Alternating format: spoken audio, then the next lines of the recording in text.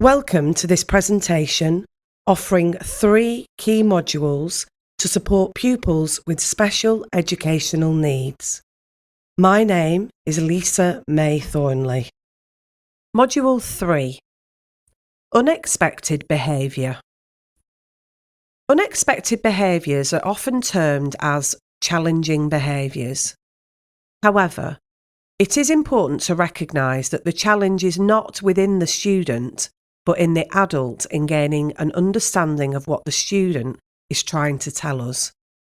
They are often as unexpected for the pupil as they are for you as their teacher. So what are the supportive do's of behaviours that challenge us? And what causes challenging behaviour? Well, there is no single cause for challenging behaviour. It can sometimes be a trigger of the environment.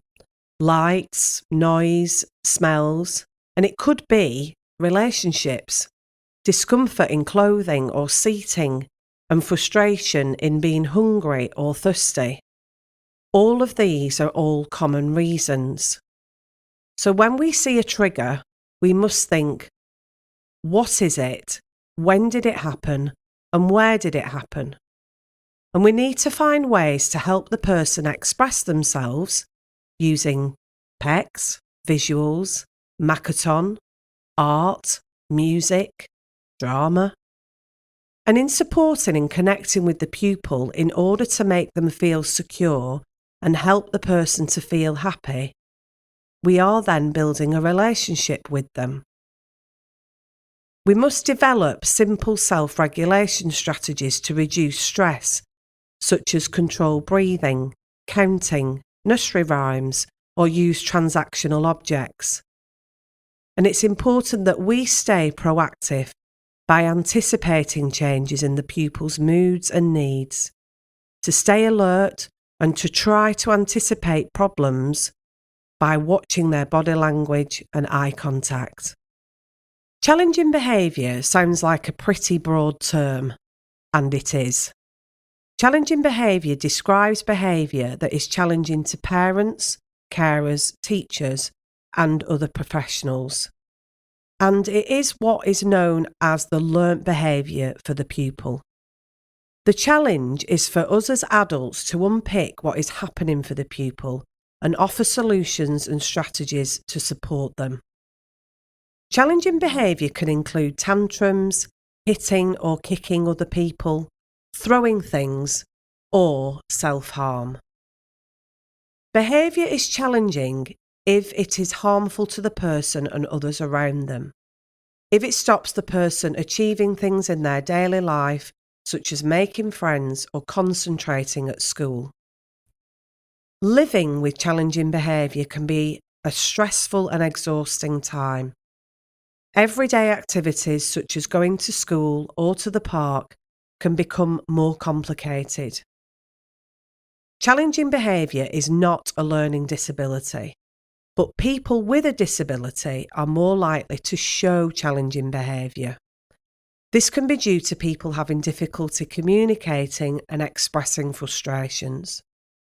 Challenging behaviour can also be seen as a sign that something is wrong, like pain or discomfort, that your pupil cannot express in a verbal way. Challenging behaviour can also be a sign of wider problems, including with someone's mental health.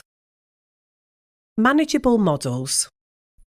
So, with challenging behaviours that are unexpected, there are 3 main models that you will come across in special educational needs. The first one is Team Teach. Team Teach is positive behaviour management that focuses on the power of verbal communication with your pupil. Training emphasises communication and de-escalation, as well as a full understanding of the causes of the challenging behaviour, reducing the need for physical interventions from teaching staff. So, for example, you would use your tone of voice, appropriate and purposeful praise, body language, empathy, and solution-focused strategies. The second model is SPELL. SPELL stands for structure, positive approaches, empathy, low arousal, and links. So structure looks like when the learning environment and the process can be modified so that everyone knows what's going on and what's expected of them. And this often sees a reduction in anxiety. So by using visual timetables, visual information, can support autistic children to refer and understand to what is going on throughout the day. Positive approaches and expectations is about seeking to establish and reinforce self-confidence and self-esteem by building on the pupil's strengths and struggles, their abilities and their interest. Empathy really means connection and understanding the world from the needs of the SEN pupil and making that extra effort to understand, to respect and relate using, for example, Makaton and gesture body language. Low arousal. Low arousal means looking at the environment that the child is in, where they need to be calm and structured in a way that will reduce anxiety and aid concentration. Autistic children may want to seek out sensory experiences. So to manage and control this, you may want to have a regular and structured sensory play session. It is important to ask about pupils' sensory seeking support alongside their sensory avoiding strategies. Links are as simple as the benefits of working together to make the school day a happy and successful one for the pupil and for you. The third one is SCERTS. SCERTS stands for Social, Communication, Emotional, Regulation, Transactional Support.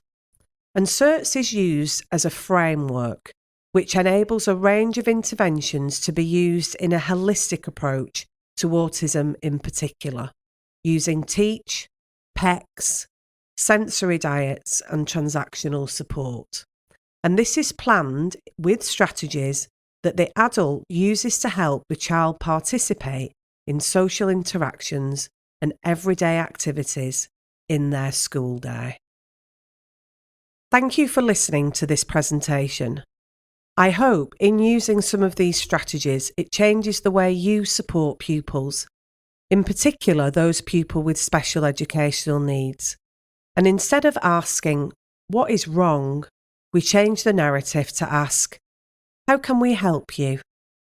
Thank you for being a part of Zen Educate, and we hope this presentation will contribute to your teaching toolbox and remove barriers to the learning for the students for your support.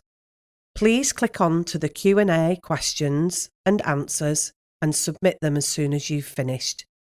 Thank you again.